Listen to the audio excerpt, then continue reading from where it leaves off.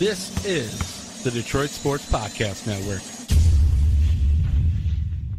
I was trying to get it how I live. I want them dead presidents. I want to pull up, head spin, get it, get fly. I got 6 jobs, I don't get time. I don't get time.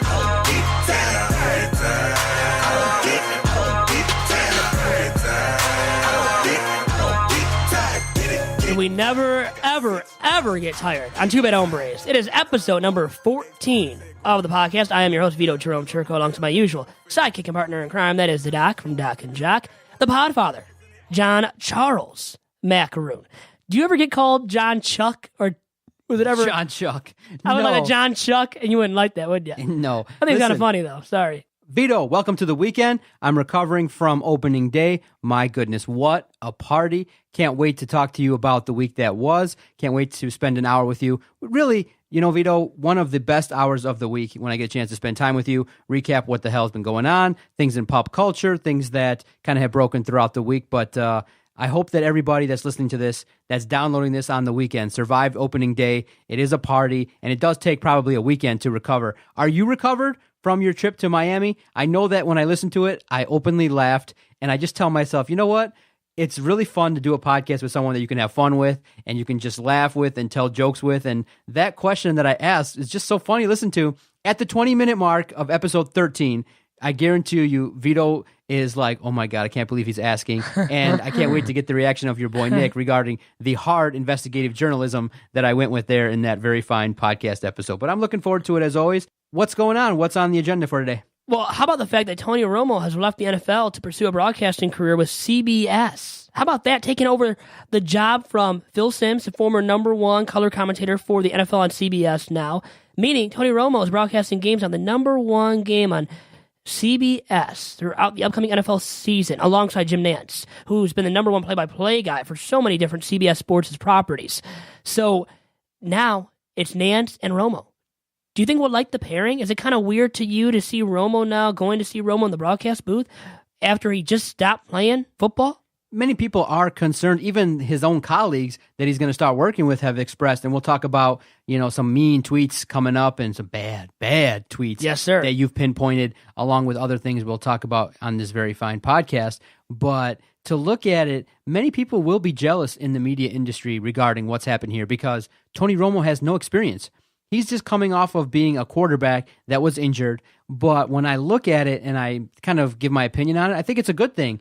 Tony Romo is a guy that should retire, in essence, step one, because if you are not able to stay healthy playing behind the offensive line of the Dallas Cowboys, arguably the best offensive line in the entire NFL, you can't stay healthy there?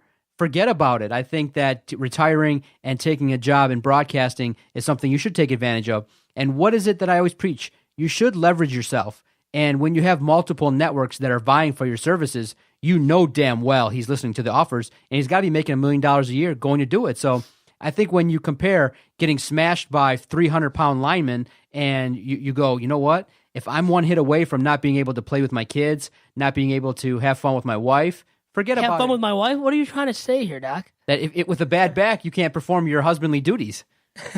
You know, so you can't risk that at all. So a guy like Tony Romo, when you have options to go into broadcasting, I think that he'll learn along the way, but it is interesting that they're going to give him the number one job right away at CBS. It is something that a lot of people could be jealous about and could write some negative things about as well.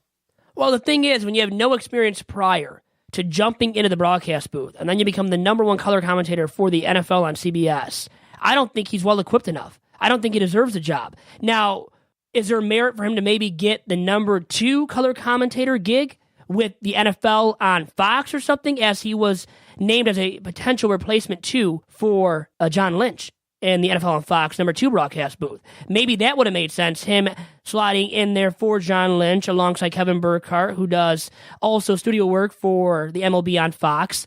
And I think that would have worked out all right and looked a lot better for Tony Romo's sake and would have allowed him to transition much more easily than going right into the number 1 broadcast booth for CBS alongside Jim Nantz. So I think he probably could have and should have actually gone the route of Fox, who was totally pursuing him to once again be the number 2 color commentator alongside Kevin Burkhardt for their NFL coverage. Look at you, Vito. You're like, you shouldn't take the number one job. You should just go in and be the second string. You just want to relegate Tony Romo to be a second stringer, huh? Again, just like with the Cowboys, how I was the backup, and I have much respect, much love for Tony Romo. I always gave him a lot more respect than anybody else did, or it seems like well before anybody else did. So I would love to see him succeed in the broadcast booth, but I'm saying it's not fair. As you were saying about other broadcasters out there who have worked their way up to be that number one guy, and now Romo gets it right off the bat after playing in the NFL and just getting out of the NFL, I don't think that's right to those other broadcasters. So I'm defending the broadcasting industry, the other people in the broadcasting industry that deserve that job much more than Tony Romo at this point.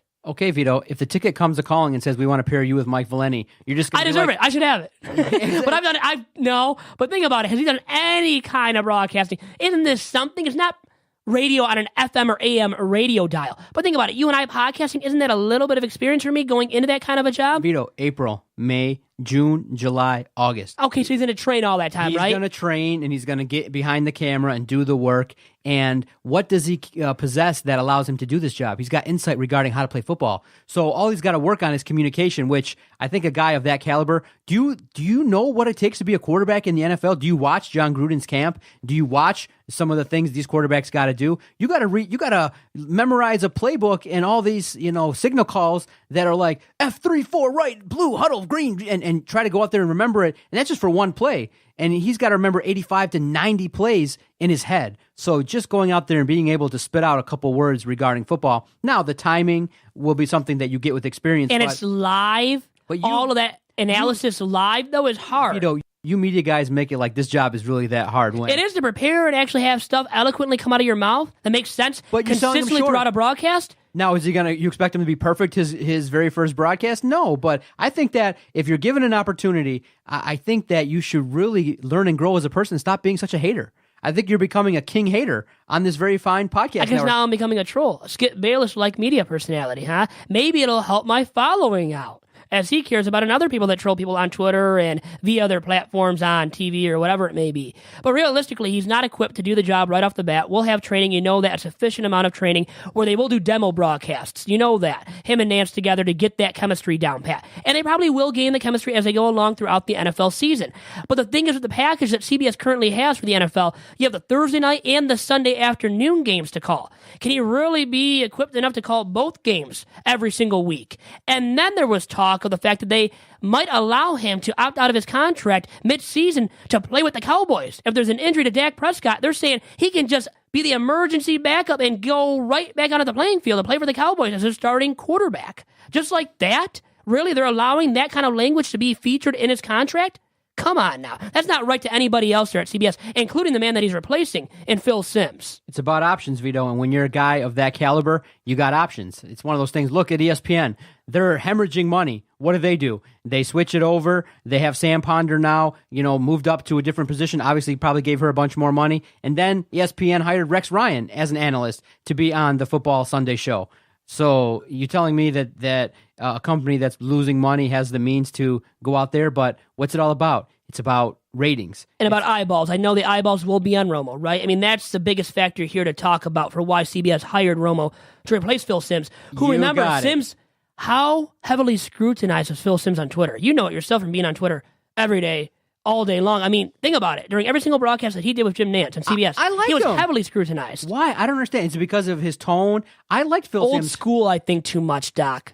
Is that what it is? Yeah. See, I'm not a guy that hates on broadcasters. Like Joe Buck gets a lot of heat. I know that some of the broadcasters that you talked to me about that you had felt like weren't up to par. For me, if you don't like someone, you can just go do something else. It's not like I'm really invested in who's calling the games. If you have a good game, then sometimes it just makes up for a bad broadcast. But for me, I can't really pinpoint today a very nasty or a very bad broadcast. So for me, Tony Romo, if Tony Romo draws in an audience and he does the job, you're worth what somebody's willing to pay you. That's the name of the game. So when people complain about athletes and their contracts, you can evaluate, do you think they'll live up to that contract? But in essence, if somebody's going to give you $28 million for 1 year of baseball, you damn near better take it. Period. You're worth what someone's willing to pay you. And if CBS wants him to be the number one, then you can't hate on him going in saying, yes, sir, I'm signing on the dotted line. And if he's like, I want to work 3 games a year and you're going to pay me $8 million, and they're like, okay, then that's what he's worth. Could he really name his asking price, though? from day one. Of course, you think... Has he gained that credibility already without even being a broadcaster before? Because of his playing days. I know he has that insight that he can offer that's more new than Phil Simms and what he can offer. No doubt about it. I think that he has the cachet. When you are a member of the Dallas Cowboys, you're part of what? America's team. Supposedly America's team, which really is the Patriots. But I know the perception they have, yes. That means America is going to want to know what Tony Romo thinks about certain situations or what he thinks about the NFC. And so I think that if Tony Romo can come in, do the job, and be a great broadcaster covering the NFC and the AFC, why not? I think he can do a good job. Well, they want to mold him into the next Troy Aikman. Remember, Troy Aikman now is the number one color commentator for the NFL on Fox, a very good game analyst, too, at that, alongside Joe Buck. Thing is, he had to work his way up. He was part of a three-man booth with Chris Collinsworth for the longest time for the NFL on Fox. He wasn't the number one color commentator right away, and he was a Cowboys quarterback that won Super Bowl rings. Did Romo ever win Super Bowl rings? No. And it's not all about that. You can be a good broadcaster without ever winning anything. And it is kind of funny to looking back at last year now when Peyton Manning was deciding to retire. When he did, many networks went after him and went after him hardcore. Remember that? They wanted him to be the number one guy, replacing Phil Simms in the broadcast booth for the NFL on CBS alongside Jim Nantz. Do you remember all that conversation about Peyton Manning being the successor to Phil Simms for the NFL on CBS? And like nobody had a problem with that. It is kind of funny now looking at that in retrospect, looking back to that and now with this situation that has presented itself for Tony Romo and him taking this job from Phil Simms right away without having any kind of broadcasting experience. Because people, in so many words, I'm trying to say here, people were fine with Peyton Manning taking that job right from underneath Phil Simms. You know, they didn't have a problem whatsoever with him being the successor last year without any kind of broadcasting experience prior. And now people have all of this trouble envisioning Tony Romo taking the job of a man who was the number one color commentator for the NFL on CBS for a long, long time. Maybe not a great one, but still with all of that experience in his background, just to take his job like that and have a guy with no experience prior to take his job like that. A lot of people have a problem with that, and I do myself, even though I know I am contradicting myself because last year, I know I told a few people, not on this podcast, it wasn't around then, and we didn't talk about it on Tigers Talk, obviously, or on any DSP network platform, but I was fine, Doc, with Peyton Manning taking the job of Phil Simms last year. So am I kind of, and are people as a whole kind of contradicting themselves now, looking at this situation with Tony Romo and saying that Romo doesn't deserve the job, even though we all, or a lot of us, including myself, said that Peyton Manning deserved that number one color commentator job last year? Listen, it's all about opportunity. At that time, maybe he wasn't ready to retire. Maybe he thought that he could compete, but he did kind of was a little bit snarky and was like, listen, don't worry about me. A rookie came in and took my job. So at this point in time, he's injured, and Tony Romo, whenever he took the opportunity, took it at the time that was best for him. And CBS, look, we know at some point in time, you do have what's called shakeups. Look at wrestling, and we'll talk a little bit about the WWE. We have to, actually. Exactly. And they split brands. And what happens is sometimes you have a certain group of wrestlers on one show and another group of wrestlers on another show. But Vince McMahon on Monday came out and said, we're having a superstar shakeup, meaning that they're going to now reevaluate and move some guys around just to shake things up. So listen, in the broadcast career, when you hear the same voice, game in, game out, year in, year out, you're not going to see John Madden and Pat Summerall that much longer because you're going to see a lot of these athletes, they draw, and they're going to start taking some of these media jobs. That's why I give you credit for sticking with the journalism job because, when Matt Stafford wants to become a writer, DeAndre Levy's a better writer than you are. So yeah, he gets more clicks because of his name. Now, his credibility as a writer is not very high, though. Okay, so a lot of these guys, I get your point. They get jobs right away without any kind of prior media, journalism, or broadcasting experience because of their names. It's the name value, the eyeballs that will be generated or will go directly towards these guys when they're talking, when they're writing, just because of their name recognition. So Romo already has that going for himself and has a lot more of that positive energy surrounding him and his name right now than Phil Simms. And that's why he's taken the job of Phil Simms as the number one color commentator guy alongside Jim Nantz for the NFL on CBS. And really quick, just to point this out too, Romo's a golf guy, has participated in the Pro-Am. There is talk of him maybe contributing to the golf coverage for CBS. How about him maybe being in the booth with Jim Nantz for a little bit at least during the Masters or another PGA Tour event, let's say on CBS?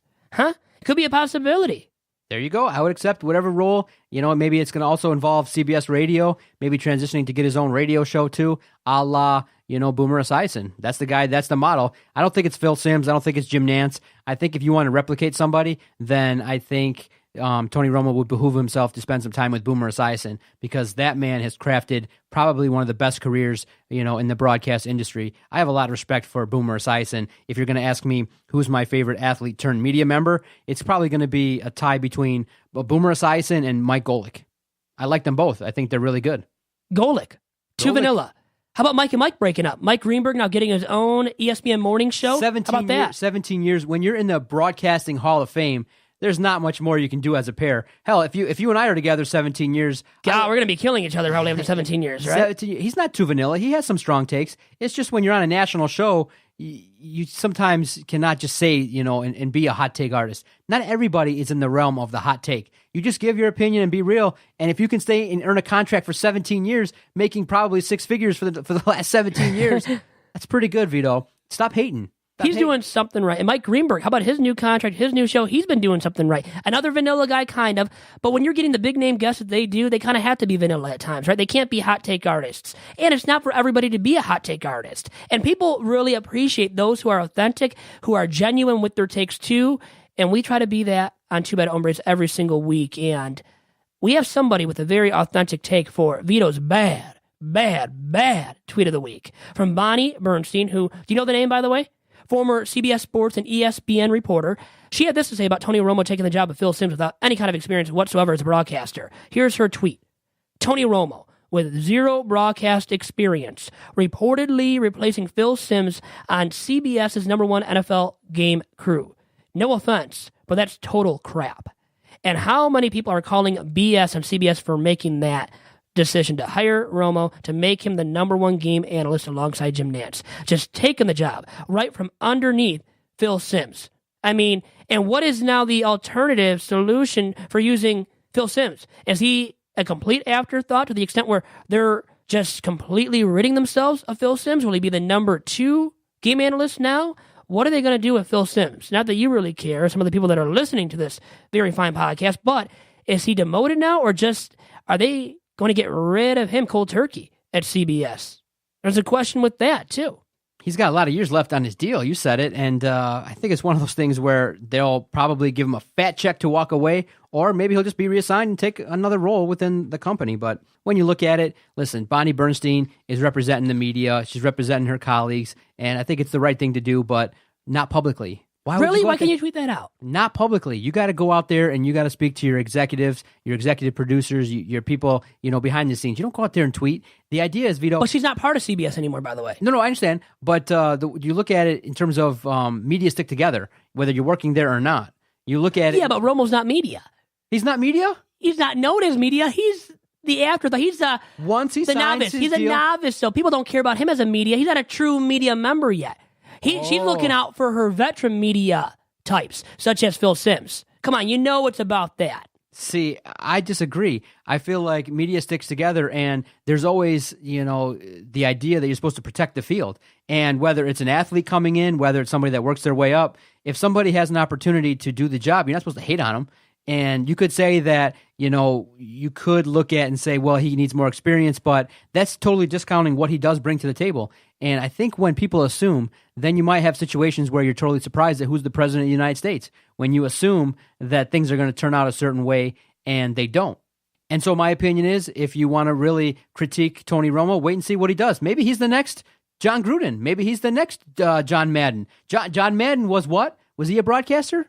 I don't think so. I think John Madden, the man. But I wonder, was he given the #1 color commentator job for a broadcast network right away after coaching? Do you think he could have handled it? He could have handled it. I think he could have been a guy that did the job. Look, he created a franchise video game series. Okay, what does that mean to broadcasting? How does that correlate? And he was also part of one of the greatest tandems in NFL, broadcast history. Him and Pat Summerall were must listen to. That's a football coach.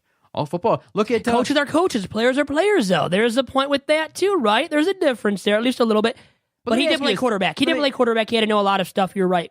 I know you said that before. Not naming names, not maybe going into big-time detail. But don't you think media members are a bunch of haters and a bunch of kind of snakes sometimes laying in the grass, maybe waiting to take an opportunity to cut in front of you? Absolutely. I'm not denying that. But Romo now is way ahead of the line, has cut way in front of many other media personalities who are more ready, more prepared for that job. And not even just solely media personalities, but I'm saying more experienced former players and coaches that were ready for that number one color commentator gig. That's my point, too. So, yeah, people cut in line, get jobs ahead of others that are more deserving. That's going to happen. And there are snakes in the grass with media members. There are. They don't care really about you, and you find that out the hard way at times when they take a job that you think you were going to get, and they just take it right from underneath you. That does happen, too. I get that. Okay, so you've acknowledged that your field has a little bit of shadiness inherently involved with it, but I just look at it like this. I don't hate. I appreciate. And I appreciate, like baby. And then I look at it like this. I would say, if I was Bonnie Bernstein, I would say, I hope he does the best job possible, and that should motivate me to do the best I can do to be the best broadcaster I can be, to show that, hey, I'm better than Tony Romo. And that's what I do. When I look at other podcasts or I look at other broadcasters, I say to myself, okay, who's the best broadcaster in town besides myself? I go, okay, it's probably Mike Valeni. Time out. Is that for you? Exactly. That's the attitude I have. You're a broadcaster? I'm a podcast Who's broadcaster. John Chuck Macaroon? So I go, Mike Valeni, I'll give him some props. The kid has some chops. The kid, right? The kid has some chops. I think he's the same age as me. But that's funny. Yeah, the kid. Yeah. The kid has some chops, that Valeni kid. And I look at it and I go, okay, what does he do that is, really awesome? Why is he on the air for 10 years on the ticket? What has he done to help make the Valeni Foster program one of the premier afternoon drive programs? I could say, oh, he's so negative and he sucks and his takes are copied from others or whatever the critiques are of Mike Valeni. But I don't look at that. I go, I listen to the guy. When he talks, I want to hear his opinion. I like his voice. I like the fact of how he delivers his broadcasts, and I like the fact that he went to Michigan State. And all those things draw me to him. And then you go, okay, who are others on the network? And I'll peek in and go, okay, maybe I fall in the line of this guy or that guy, but I don't go, this guy doesn't deserve to have a job. But I say, you know what? I didn't say, by the way, with Romo, he doesn't deserve to have a broadcasting job. I'm saying the number one game analyst gig. I think that if he's not deserving of that. That's all I'm trying to say. I'm saying that if the ticket called you and said, hey, you want the job? I would say, yes, Vito deserves it, and let him learn on the job. If the opportunity is given, why not take it? That's the way it should be in this country. I think what people do that upsets them is they hate too much and they're so jealous. And so for me, I'm not on the ticket. What I do is I create something that I enjoy, and this is my ticket. This is your playground. This is my playground. Yeah. And I created my playground in the atmosphere that I wanted. And this is great. In the middle of a week, we're podcasting, we're having a good conversation, and we're exploring social media topics and topics that are important to people. But I think what people can do for themselves is focus on yourself and focus on being the best that you can be. And that's what I'm focusing on, trying to be the best broadcaster that I can be to make this network as fun as it has been. And that's what I'm trying to do. We're always trying to have fun and not to rain on anybody's parade, because Romo, we just got to accept it. He is going to be the number one game analyst for the NFL on CBS. And in the end, I probably won't listen to half of his broadcasts anyway. You won't even care. See, I care more. I invest more of my time into that, into hearing what they're saying and how good they are, even when I should be critiquing myself. And I think we all should be. That's the thing, too. We can't just hate on anybody's parade and then not critique ourselves. That is true, too, Doc. Now, I want to take our first time out. I know we got some things to talk about with WWE, with KCP and the Pistons, but something keeps happening on Twitter that I see. Knowing that you said I'm on Twitter a lot, I want to get your opinion on it because it's starting to irk me, it's starting to bother me, because I understand that maybe you get direct access by doing something, but I find something that's going on Twitter by athletes and people of prominence to be very annoying. Stay tuned, and I'll tell you what it is after this break. If we go down, then we go down together. They'll say you could do anything. They'll say that I was clever. If we go down, then we go down together. We'll get away with everything. Let's show them we are better. Welcome back, everybody, to the Two Bad Hombres podcast. I'm the Doc, John Macaroon, Vito Jerome Churko, sitting alongside with me, episode 14 of this very fine podcast. Thanks again to everybody who's been finding our project and supporting us by visiting our website, DetroitSportsPodcast.com. So, Vito, before the break, I had teased regarding some things I see that celebrities do, and they're doing more and more of it on Twitter. And what I see is that, and it goes along the lines of what Bonnie Bernstein did regarding Tony Romo, but it's a little bit different. Celebrities sometimes will face, poor customer service. Maybe they'll get on a flight that's maybe delayed, or maybe they'll order something through Amazon and it doesn't come through. Or just maybe they happen to want a Jimmy John's sandwich and it doesn't get delivered in the freaky fast way that's advertised. What I see more and more, and I'm going to point to this Desmond Howard tweet right now, is these athletes, these celebrities love to tweet these companies their complaints. Look at Desmond Howard and what he tweeted earlier on Wednesday. He says, hey, at AT&T Cares, why can't anyone get in contact with the tech who has a 4-hour window to get to his customer? More and more people, more and more high-profile athletes, celebrities, find it necessary to tweet at companies when they want to complain. And I find that really irritating, in that I understand that you may, as a prominent figure, get more action, or you may get a better result. You may get somebody from the social media to reply to you.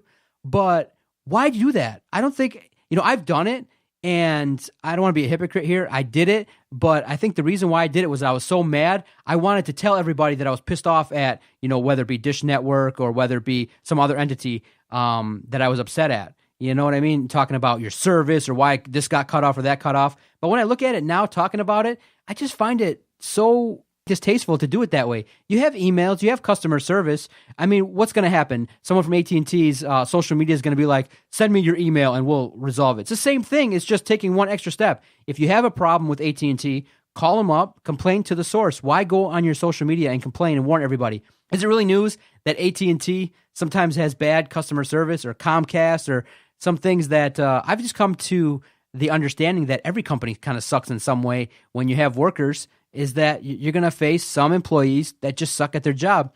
I just want it to stop where high-profile people tweet at companies. I can do it because I'm a nobody. But if Desmond Howard tweets AT&T Cares, what's going to come of it? It looks like it's in bad taste, too, and it looks like it's a celebrity that thinks he or she should get his or her way all the time. So it is in bad taste. It's a bad look for that celebrity. And I think, why not address it over the phone? And I know customer service over the phone, like with the Comcast, Xfinity, can be horrible at times. I've had many bad experiences now myself. My dad has too. With Xfinity? Xfinity. What's happened with them? The service just going out on us. The Wi-Fi going down for like 2-3 days. I had to go to by the way, listen to this story. I had to go in the morning, one Thursday morning, for my weekend TV guide for the Free Press. Had to be taken by my brother, who was going to school that morning. Had to be driven to a Tim Hortons nearby. And then that Tim Hortons didn't have Wi-Fi. I had to get an Uber from that Tim Hortons to go to a Big B, which had Wi-Fi, to actually produce and submit my weekend TV guide for the Detroit Free Press. That's how stinky the customer service was there at that point in time from Comcast. Oh, no! Yeah, beyond despicable, in my opinion. Comcast has been at times, and actually more often than not, as my dad and at my parents' house, we've had Comcast for a long, long time now, for 3, 4, 5 years, I think now. And it's always been shoddy, the service where the Wi-Fi goes out. And more often than not, it's not the Wi-Fi, it is the cable that just goes out all of a sudden during the middle of the day when I'm at home. I'm doing my work for the Free Press or whatever it may be, somebody, or for this fine podcast network.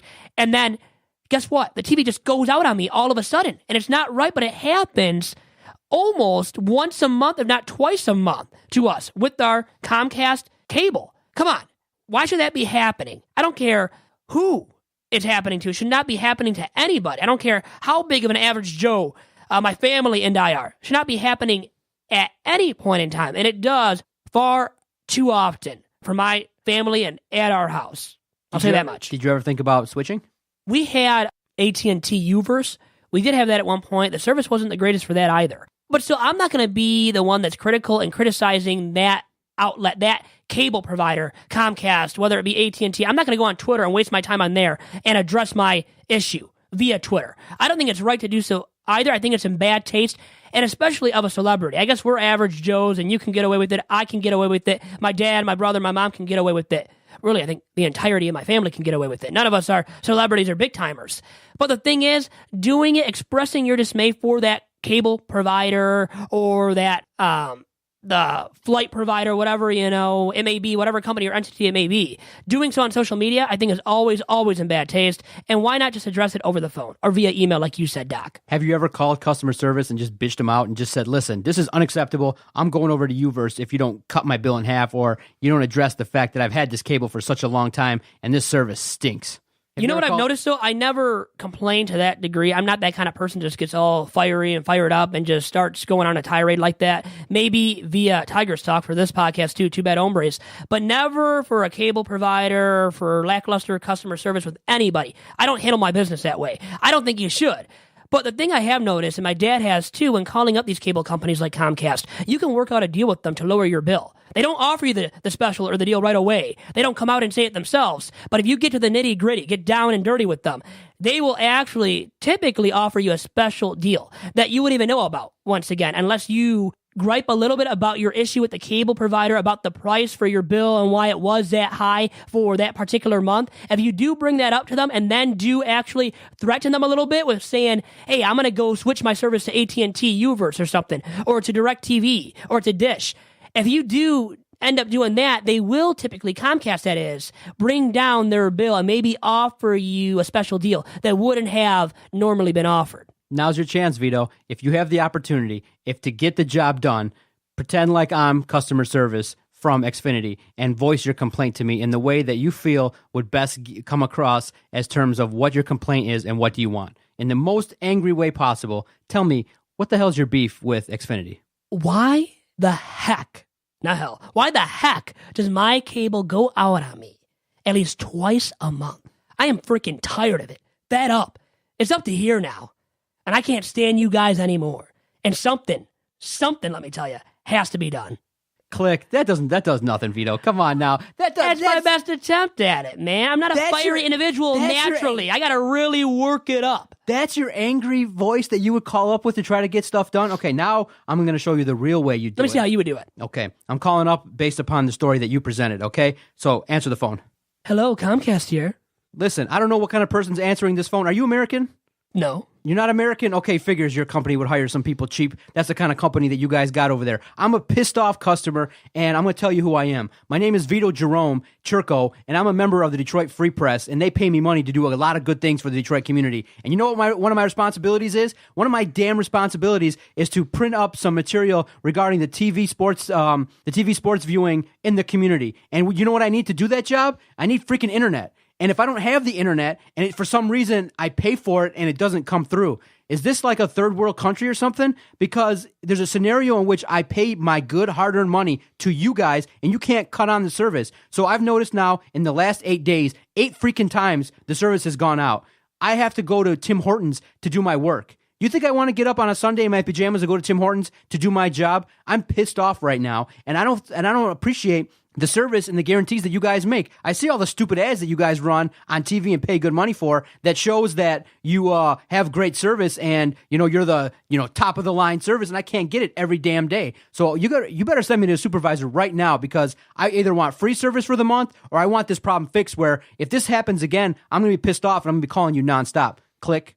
Dude, they'd be calling me back within 2 seconds, being like, and then they call you back and they cuss you out. Yeah. No, they don't cuss me out. They're like, sorry, Mr. Macaroon, or sorry, Mr. Churko. I'm very sorry that you've experienced this. Tell me what we can do. Be like, listen, I'm going over to Dish Network, dude. They got great pricing, $29.99, and they guarantee me that their internet won't go out like yours does. See, Vito, you got to. They might massage you then and come to terms with you and lower the price. They might. Do you see, Vito? You got to do a couple things. You got to exaggerate the problem, one. Two, you got to show some force behind that voice of yours. You're genuinely nice. See, I'm a nice guy too, but you can sense I have that push where I can get angry if I need to. If you get pushed, you will. Yeah. Right. It takes a lot more for me to get angry. See, and the issue is this: is that you're the kind of guy that's just like, okay, I'll wait for the 4 hour. I'll wait for the 4 hour window. And I would, Mr. Churko, we're gonna come out on Friday between 8 and midnight. Is that okay? You're like, okay. I guess so. See, I am the type of guy that would get pushed around easily. It does get pushed around easily at times. And my mom, think about this, my mom will even make fun of me for it. She says, I would be the type of guy, if I ever get married, that would just give my wallet to my wife and say, hey, honey, just have fun today. Go take it, do whatever you have to do with it. I don't even care about how much you spend. I don't know if I would be that lackadaisical or that much of a pushover. But I could see myself easily being pushed, as I am at times, even now with stuff. And in terms of being a pushover is what I'm trying to say. You know what you would do? You would too nice. You would tweet at Xfinity, I'm very unhappy with the service today. Send. And that's it, yeah. I'm too nice. I am generally too nice of a guy, and I get pushed over here and there. I try not to as much as I used to maybe. So I'm a little bit tougher. I have tougher skin now than I did maybe in high school or in college. I'm more of a man, growing into more of a man. And with that being said, I have a tougher skin. I do. Do I have snake skin, though, or alligator skin? I think that's tough skin, by the way. Well, I don't. And some people do have tougher skin than me and aren't as easily pushed over. But that's the type of guy I am, down deep, and it's hard for me just to get fired up and pissed off at somebody. It's just the way it is, and it'll probably never change for me either. My goodness, Vito, you're such a nice guy. But, the original topic was Desmond Howard tweeting at companies and seeing celebrities do this. Do you think that's the right way to go to get your point across? Do you think that's what people should do in order to, maybe shed light on people? Because I do listen to Adam Carolla, and what he says is people should be shamed. And that's one avenue of getting something done, is to just tell everybody that the service is terrible. And that's one way maybe to expedite service getting done. You think that is something, though, that does it have benefits that I'm not seeing? I just find it as pretentious. But if you express your gripes that way, then are people going to start griping about somebody not being good at sex or something on Twitter? I mean, could it extend to that? And I think we've already seen that actually be extended to that on Twitter, on social media platforms and whatnot, and too much of that. So I think there can be too much griping, and it can become over the edge where it's not necessary, and it does look pretentious. It really does become that, where it's petty of these celebrities. It looks like they're arrogant then. It makes them look bad. And I will believe this, I think, for the rest of my life. It is in bad taste for somebody to go out of their way to tweet about something or to post it on Facebook about their dismay with the company. Whatever entity it may be, to express your dismay that way, I think is petty of that individual. And it's quite pretentious too, as you had said, Doc. All right, good talk. But you know what else is pretentious? To, be a professional athlete, to have big responsibilities, to have, young kids look up to you, to potentially being on the verge of a massive, big money contract, to go out there and to blow a .08 in the middle of these Detroit streets at night at 2 a.m. is something that I find to be very revolting at this point in time. And what we're referring to is KCP last week was charged with a DUI following the Pistons' tough loss to the Miami Heat. And to set the scene, they played a really solid game versus the Heat. It was an important game. It was a game that, the Pistons really had to have. And the Miami player, Hassan Whiteside, tipped the ball in last second, and the Pistons went on to lose the game, which put them further back in the Eastern Conference, which greatly affected their chances to get into the postseason. Later that night, KCP goes out and drinks. Now, what would you expect a multimillionaire to be able to do when you go out drink? I'm not saying, don't live your personal life. If after a tough game you want to throw some back, what should you automatically do? Like automatically call an Uber, pay an Uber. You could have your own division of Uber with the money that you got. If you're going to go out drinking, Vito, I would say this. If I'm a millionaire, you would have a job, no doubt about it, making $50K minimum. If I ever make $1 million a year, you'll be the guy I just call up to do stuff for me. So I would finally make some money off of what I do for you. Yeah, you'd be my assistant. I would have the leash up. Finally make some money from being your personal assistant. Exactly. You would be my assistant, and then I would say, listen, Vito, wake up. Tough game, man. We lost. It was super tough. We got to go out here. I'm going to throw some back. You're going to drive me home. Period. It's that easy. Vito, how long did it take me to plan that out? It took me literally 4 seconds on this podcast to plan that out. 4 seconds. I'm going to call up a boy. It would cost him what? $100.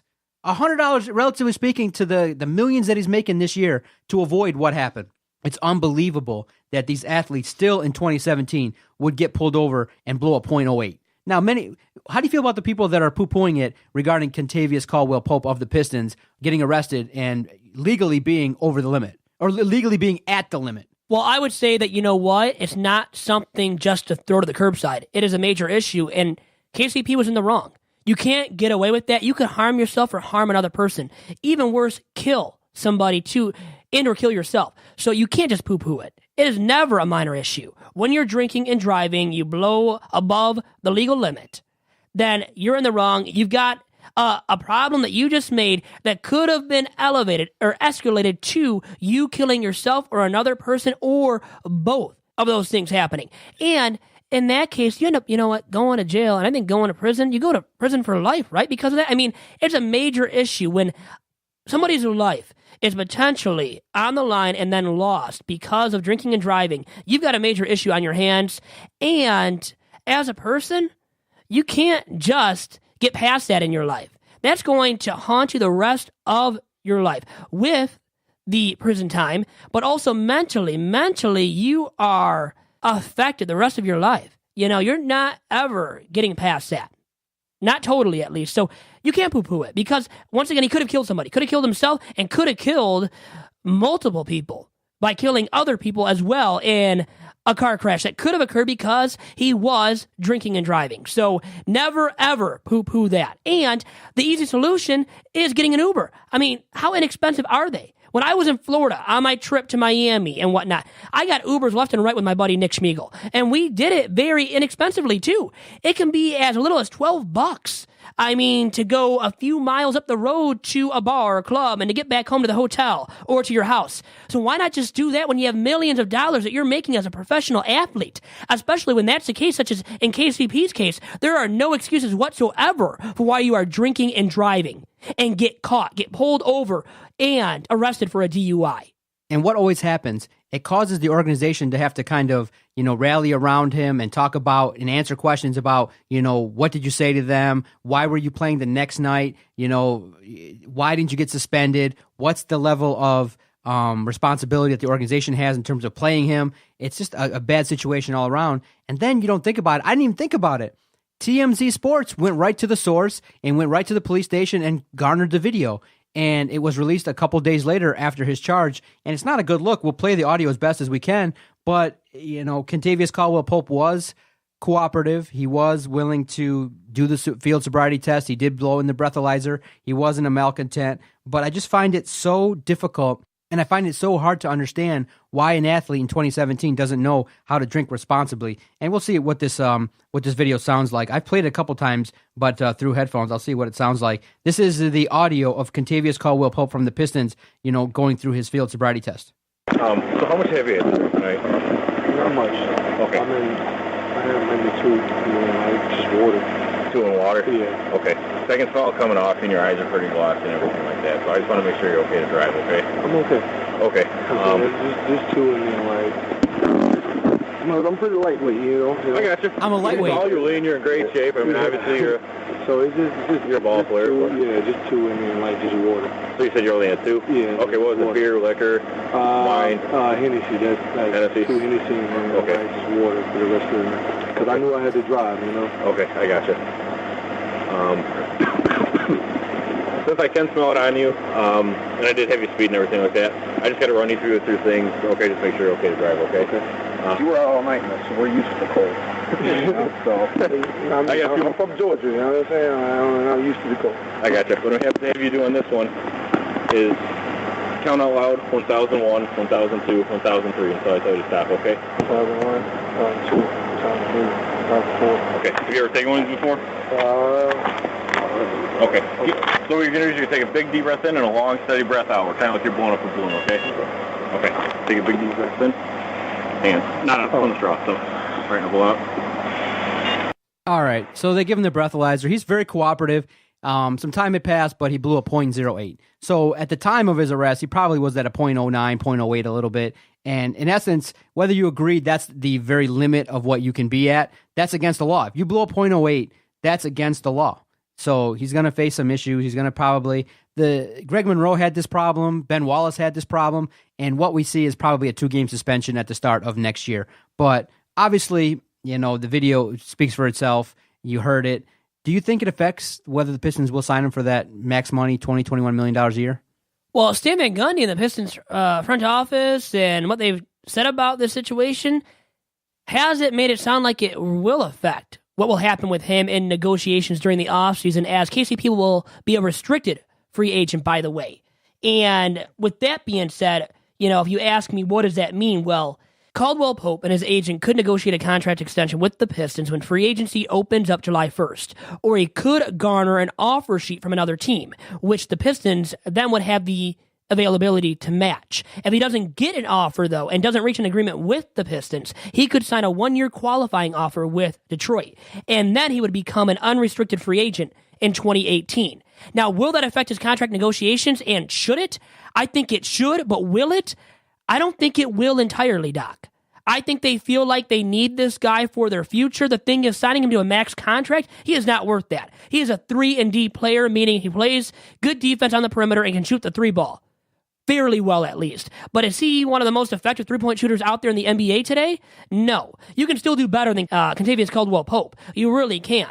So taking all that into account, I would say the Pistons' hands, I think they feel their hands are forced. They might give in and sign him to that big-time contract, but is he worth the max contract? I say no. As I said before about Andre Drummond, were the Pistons forced to sign him to that? Maybe a little bit, because he wasn't worth that max contract either, and he has proven that time and time again this season. And I think KCP in the future, if they sign him to that max contract or the biggest amount of money that they can, I think they will regret that deal and see time and time again as time goes on with KCP that KCP is not worth that big of a contract.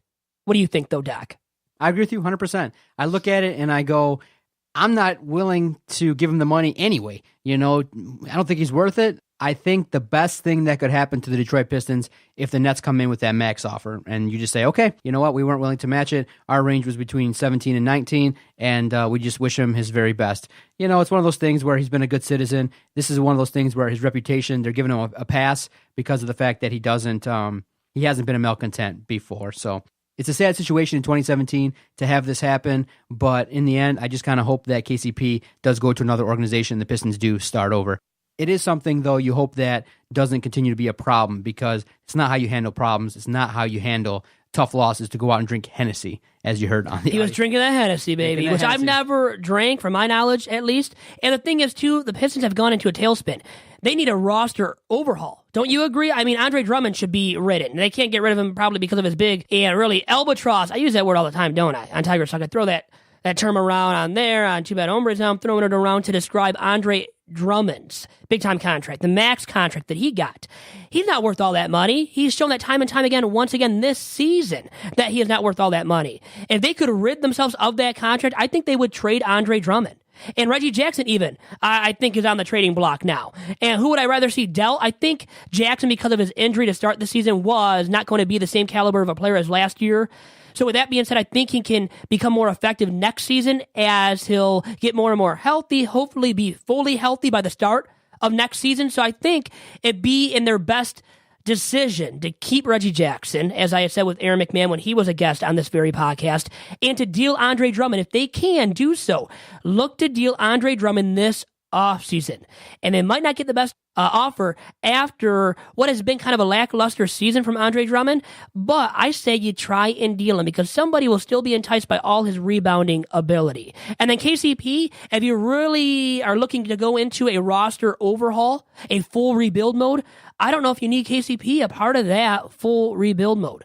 I don't think he is a part of those rebuilding plans, Doc, in so many words. And that would mean you allow that team to sign him to that offer sheet, and if you're the Pistons, you're not matching that offer sheet given by the Brooklyn Nets or another NBA franchise with all that cap room to spend on KCP this offseason. Finally, one last thing. Did you catch WrestleMania? Did you see Rob Gronkowski from New England show up there in the ring in one of the pre-show matches? He's a friend, and he's obviously a fan of this character on WWE named Mojo Rawley, and he ended up winning the 30-man over-the-top rope battle royal, the Andre the Giant battle royal, and he came to fame too in that Mojo Rawley kind of had an event, and then he went downstairs and hung out with Rob Gronkowski, took a video of them training and kind of doing some of the moves together and kind of showing off. But it's one of those things where you look at it and you go, some people have commented like, well, what if Rob Gronkowski hurt himself? If you look at what he did, all he did was go in the ring. He kind of got into it with one of the competitors named Jinder Mahal from WWE, who threw beer in his face, which was obviously scripted. And, Rob Gronkowski gets into the ring, and then he kind of gets in the three-point stance and tackles the guy. It was pretty sweet. Like, it gives him a shoulder tackle and knocks him over. It's one of those things where every so often at WrestleMania, they want to bring in stars, and they want to blend the entertainment field, the sports field, with WrestleMania. And what does it do? It's on TMZ. It's on ESPN. It's on, CNN. It's on Fox News. It's on, CBS Sports Network regarding Rob Gronkowski getting in the ring. And that's what it's about. And it's similar to other stunts that you've seen WWE do. I mean, they had Jay Leno in the ring. They had Dennis Rodman in the ring. It's all about PR, baby. And sometimes you just have to realize it. Gronk walked into the ring, he walked out, and he wasn't hurt. So it's not similar to the boat trip from the Giants. It's just a fun event. It's scripted. So the guy, he barely touched the guy, and the guy made it seem like he was flung He flopped, yeah. Exactly. Professionally flopped. So it's just one of those things you look at it and go, it was all good to me. And you know what? It was pre-approved by the New England Patriots, by the hooded master that is Bill Belichick. And you know what? With that being said, I am more than fine with Rob Gronkowski being used in that magnitude as a stunt, a PR stunt by the WWE at WrestleMania. And it was WrestleMania 33? Is that right, Doc? It was WrestleMania 33? And you know what? I am not a big wrestling fan whatsoever. I know you are the man that knows everything about wrestling, about the WWE. And I did watch that live, actually, when Rob Gronkowski came out of nowhere, came into the ring, did the body slam, or really the shoulder nudge, and brought his competitor to the ground, and the guy just flopped. It was a big-time flop, as you see a lot of guys do, so, do that flopping in the NBA. And I think we saw that on full display at WrestleMania 33. It was a good PR stunt. It got a lot of eyeballs watching that. And then the day after, when the video was circulating of that very image of Gronkowski coming into the ring and doing his thing, a bunch of people have had their eyes attached to that very video since. As you said, because that was a good thing for the WWE. It really was. I think it helped elevate it to a higher level, WrestleMania as a whole, too, by having him there with his notoriety as a New England Patriots star player. So, Vito, things we learned on this podcast, you got to be much more angry. You don't take the social media to address your problems. You go right to the source and you handle your business. Rob Gronkowski, it's all good. Have a little fun. KCP, call an Uber. If you're a high-priced athlete and you're going to drink, you always have the Uber on hand. You never, ever get behind the wheel. And whenever you're listening to a podcast, there's only one place you need to go to, and that's the Detroit Sports Podcast Network, baby. Good podcast. And really quick, wrestling, WWE, is it known for some notoriety? Is it more known for, Listen, what would you say about wrestling as a whole to describe it, Doc? The premier sports entertainment entity in the entire world. Sports entertainment. In terms of social media. As a show. Scripted. The premier sports entertainment entity and program in the universe. It's great. And you know what? It was great with seeing Rob Gronkowski, and that was good fun. KCP, his incident, the DUI, bad fun. That is not fun whatsoever. And guys, thank you very much for tuning in to this episode of Two Bad Hombres, and we'll talk to you once again next week and for another fine edition of the podcast. See you guys then. Bye-bye. Bye-bye. I was trying to get it out here. I want them dead presidents. I want to pull up, head spin, get it fly. I got 6 jobs.